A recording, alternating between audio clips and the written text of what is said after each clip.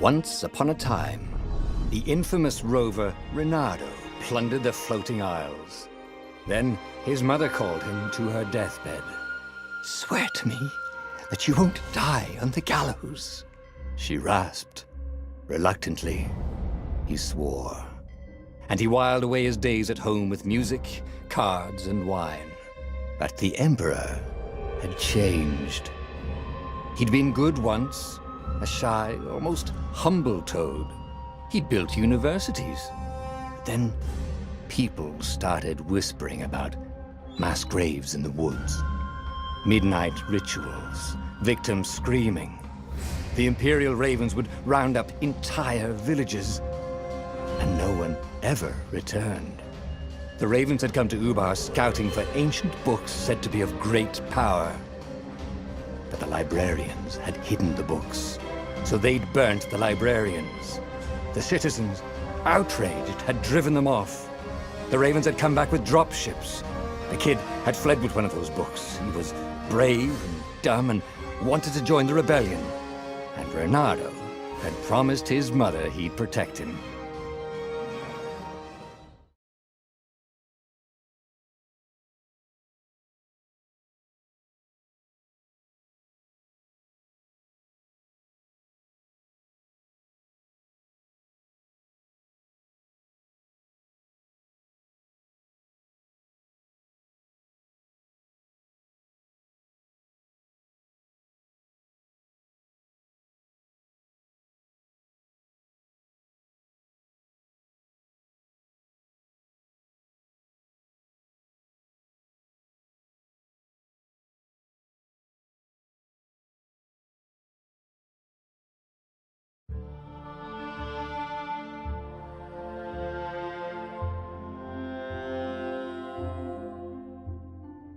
The kid was looking down, watching his city burn. "Sorry, kid," Reynardo told the kid. "Look, if we give them the book, they'll leave you alone." "My mother died for this book!" "I promised her I'd protect you." "Oh, damn it." The kid had run off. With the book, of course. So Reynardo had to run after him.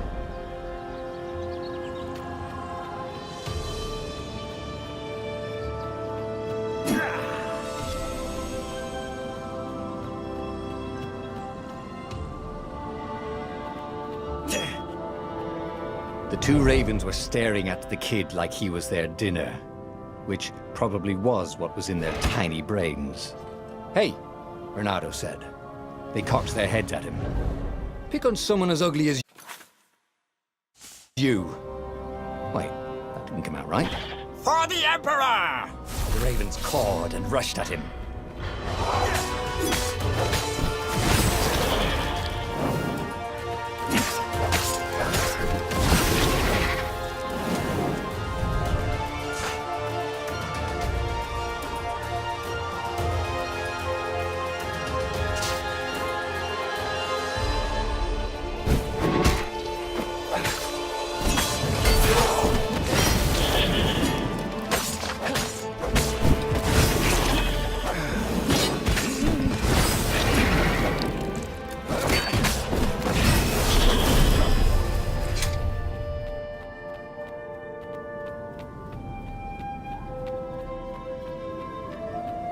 A dropship flew overhead. He hoped they hadn't noticed him. The kid.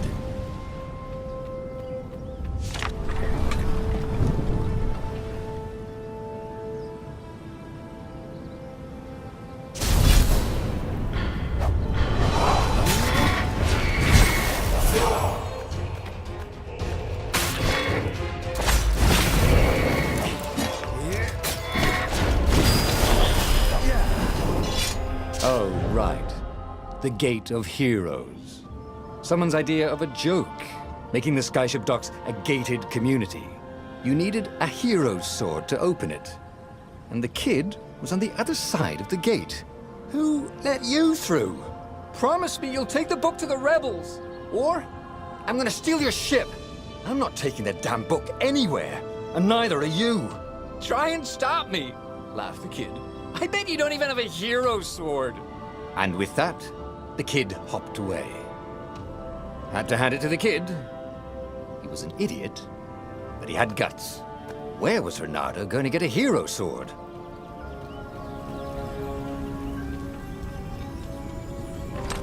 Ore and wind essence?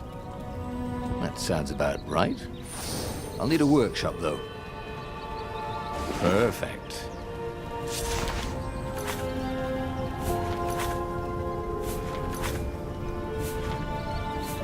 A hero sword. QED.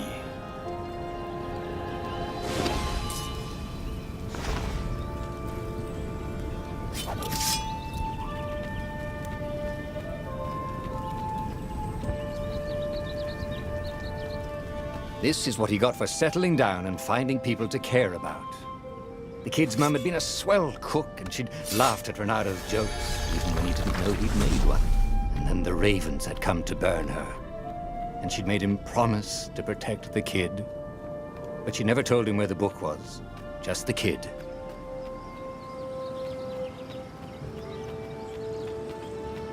He came up to a ledge. It was too far to jump. There'd been a bridge here before, hadn't there? And there was Peter, giggling at him. "How'd you get across?" he asked the kid. "Where'd you find a hook?" "I hopped," said the kid. Wise-ass kid. "Hey, look out behind you!" "Cute," said Reynardo. Oh, ravens.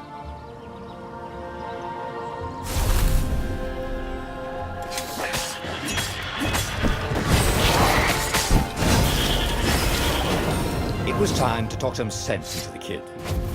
Just hook his way across the ledge and chase the kid down.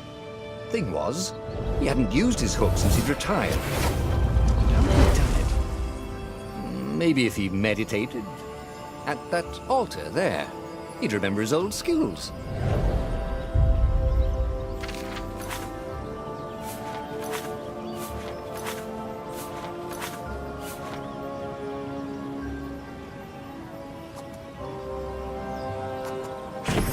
Starting to come back to him. Something you never completely forgot, like how to freeze time when attacking. The more he fought, the more he'd probably remember.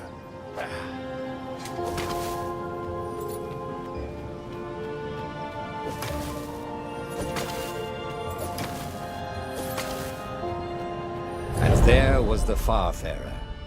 She was the fastest ship he'd ever known. She could do the Kessel run in 12 furlongs. Oh, so the salesman had told him. And something told him the kid was about to walk into an ambush. "Stop!" he shouted. "I'm not giving you the book!" shouted the kid, and took off. "No! Peter!" But the kid ran for it, and a goggler nailed him with its ivy.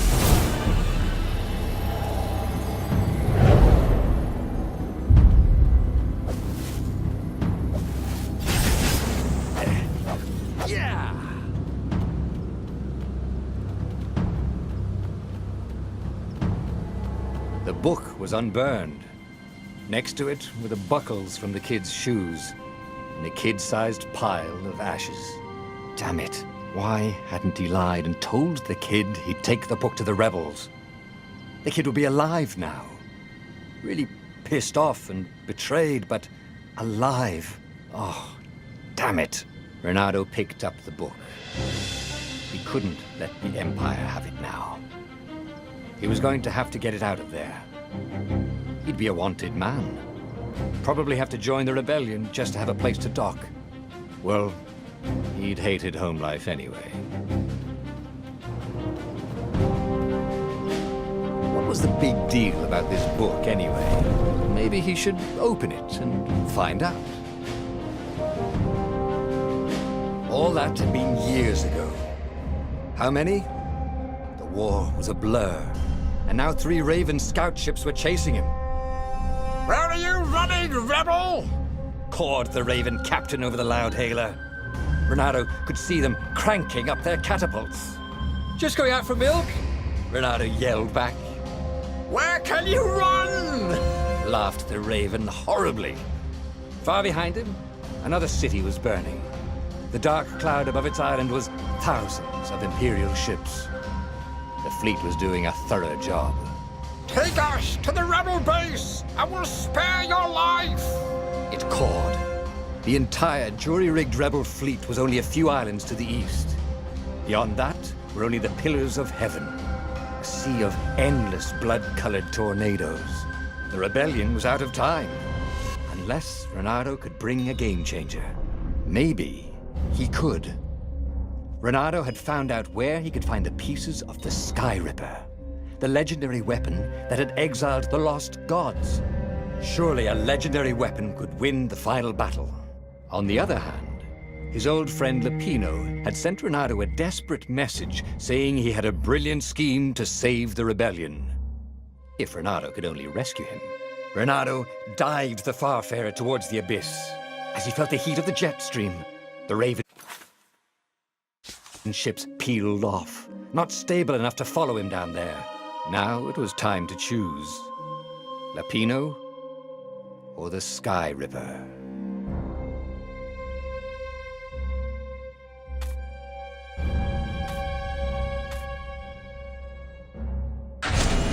Every child knew about the Sky Ripper. The Transcendent Emperor had buried its pieces. What could have brought them to light? This Emperor, Isengrim III, had once been kind, but he'd gone mad. And now he was conducting secret, obscene rituals to bring back the lost gods.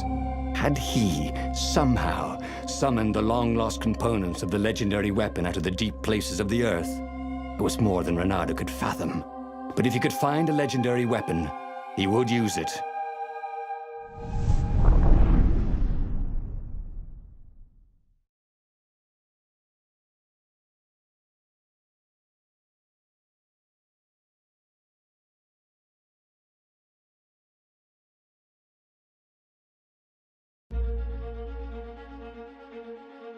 As he set foot on the island, Reynardo could not help but feel a tinge of guilt. He'd left Lapino behind.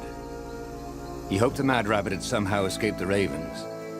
He hoped they hadn't eaten him. If they had, he hoped they hadn't eaten him alive. Why had he chosen the Sky Ripper? Reynardo never made plans that required constant vigilance. He was a hero. He didn't think too much. He just went with his gut and hoped it all worked out. The Sky Ripper was a long shot. He'd have to devote himself to it. No side journeys, no rescuing old friends. That was against his nature. Could he stick with it?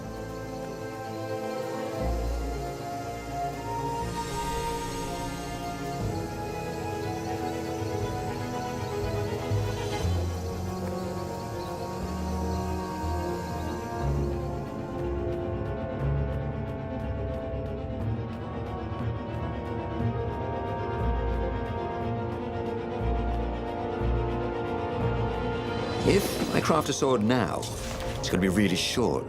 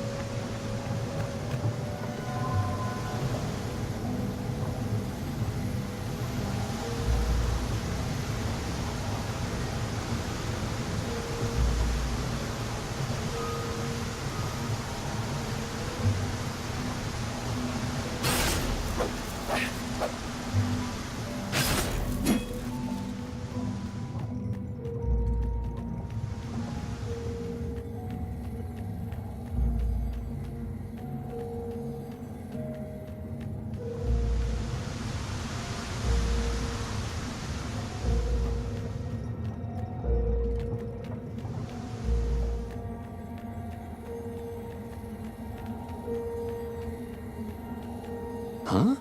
A lever? That was new. Most people still use doorknobs.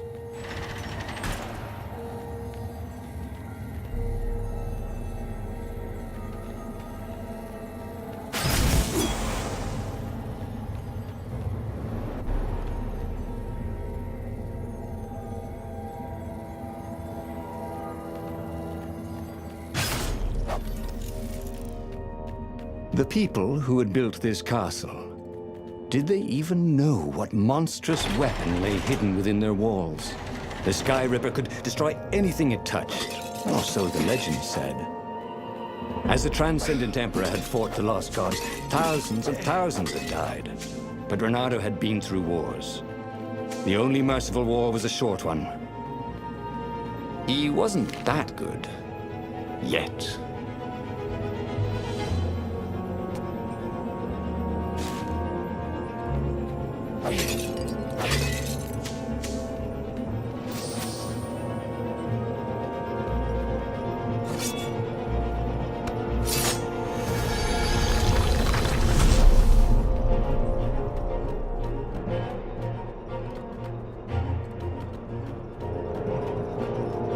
Can't we just agree to disagree? Said Reynardo. No?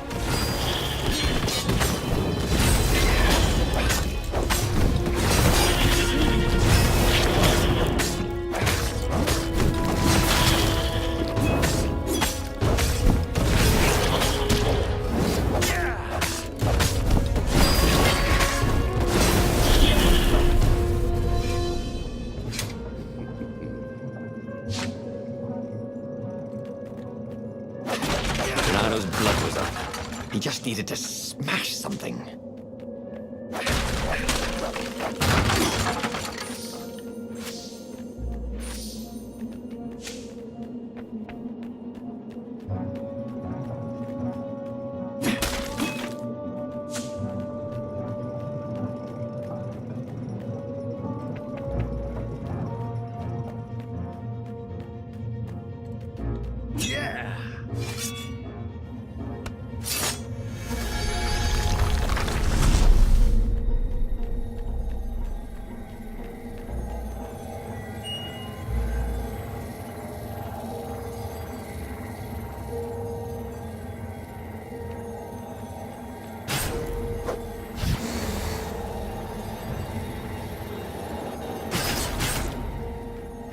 Didn't your mother tell you it's rude to stare? Snapped Reynardo, a little smug.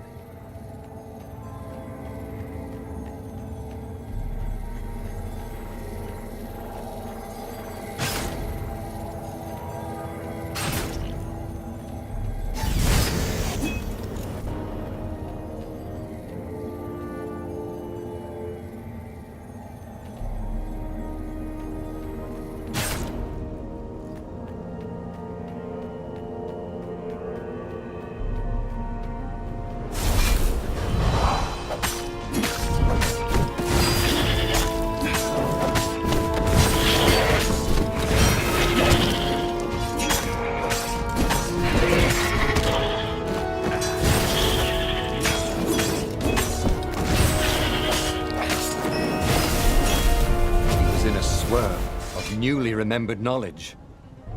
He needed to focus.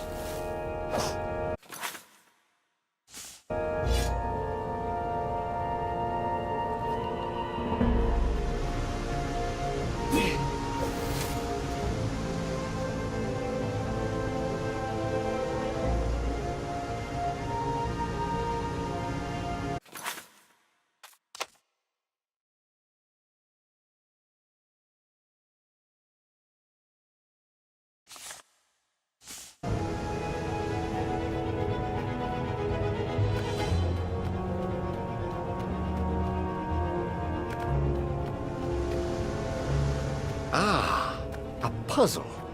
Reynardo loved puzzles. Except when he couldn't figure them out. On the other hand, if there was a puzzle, it was probably meant to keep people away from something good.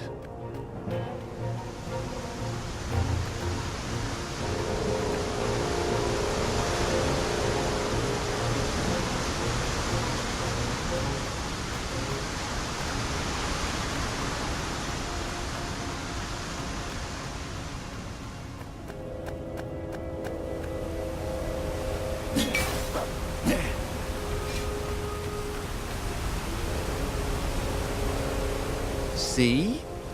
That wasn't so hard.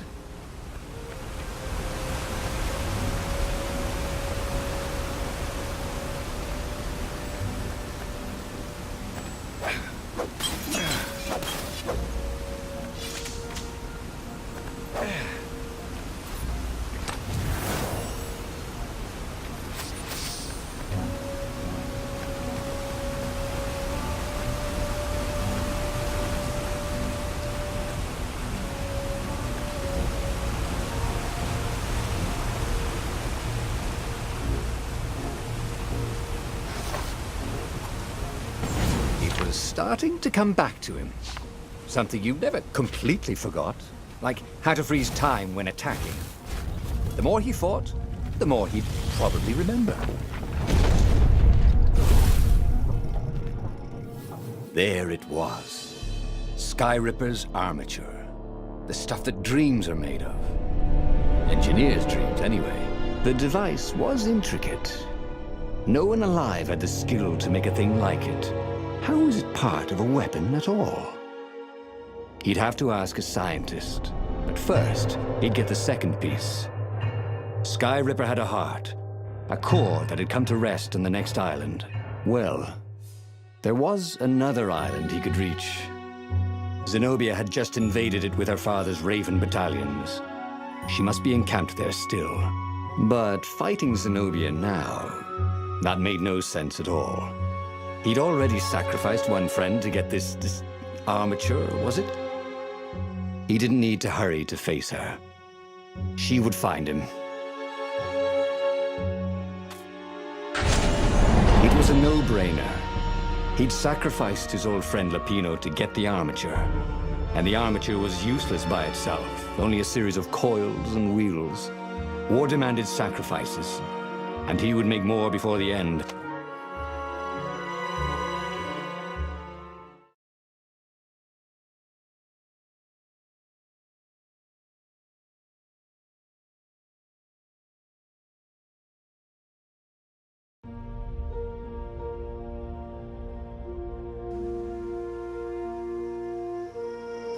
He looked up at the old trees around him. They were so big and so old. They'd been there before he was born, and they'd be there after he'd passed into legend. Was he confronting his own unimportance? What had got into him? He was no philosopher. Anyway, who cares? He was plenty important. He was a hero, and soon he'd prove it.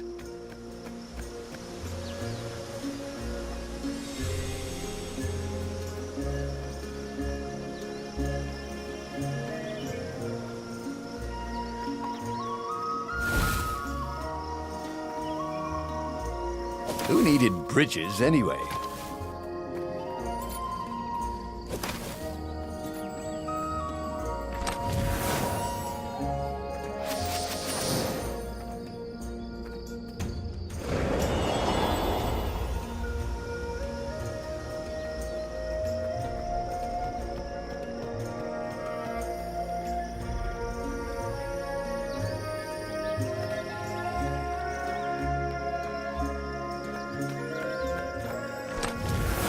Why would anyone put his slinky collection in a strongbox, thought Reynardo. Are they magic slinkies? Oh, and there was something else.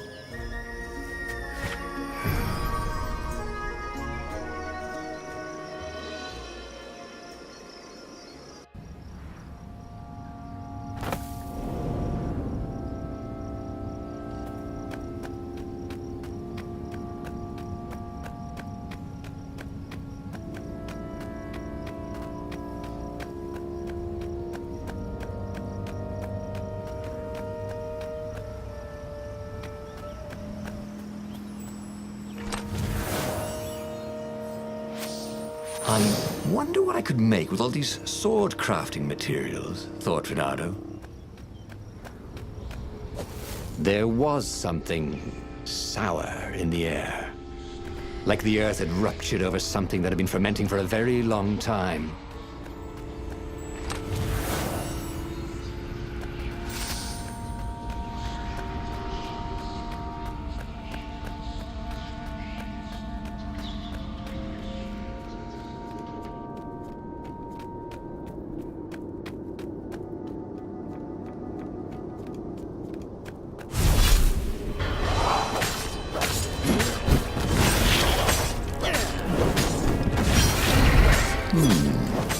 Where did that go to?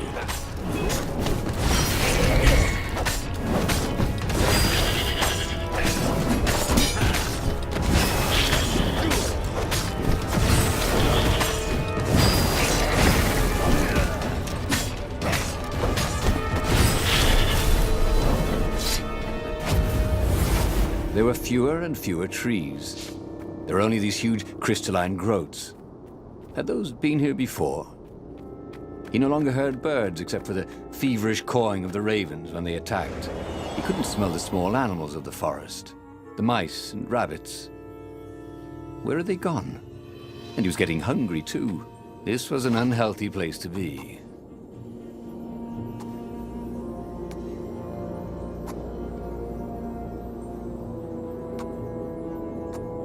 He'd missed his old skills.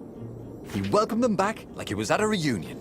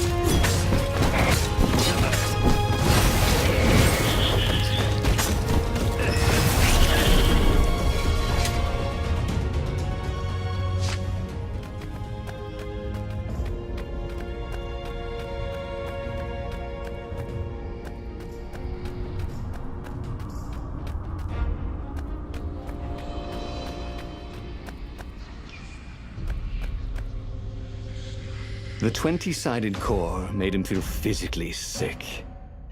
Once he had sneaked into a temple of the dark arts, and he hadn't liked what he smelt and saw there.